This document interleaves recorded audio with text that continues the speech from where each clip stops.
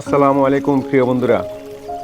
আজকে বহির্বিশ্বের শ্রমপ্রদ এবং উত্তপ্ত একটি খবর হলো 14 সালের বিনা ভোট, 18 সালের রাত্রিকালীন ভোট এবং সবিশেষ 24-এর ডামি ভোটে অপ্রতিদ্বন্দ্বীভাবে নির্বাচিত বাংলার সাবেক প্রধানমন্ত্রী কওমি জননী খ্যাত হজরত শেখ হাসিনাও তত্ত্বাবধায়ক সরকারের অধীনে নির্বাচন চায়। মারহাবা মারহাবা মারহাবা। অথচ ওনার নির্দেশেই প্রজন্মের কসাই ABM খায়রুল হক নিজ হাতে নিষ্পাপ তত্ত্বাবধায়ক সরকার ব্যবস্থাকে নৃশংসভাবে হত্যা করেছিল।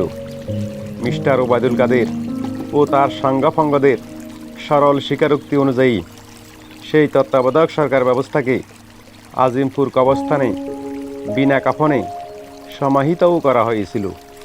দুঃখের বিষয় ছিল, দলমত নির্বিশেষে সকল বাঙালি জনগোষ্ঠী তত্ত্বাবধায়ক সরকার ব্যবস্থার নির্মম হত্যাকাণ্ডে যখন ব্যথিত হয়েছিল এবং থেমে থেমে রাজপথে সোচ্চার হয়েছিল, সেদিনকার শাসক গোষ্ঠী জাতিকে নিয়ে ঠাট্টা তামাশার চলে দমন পীড়ন গুম আর হত্যাকাণ্ড চালিয়ে অকাতরে কত তরুণের জীবন প্রদীপ নিভিয়ে দিয়েছিল।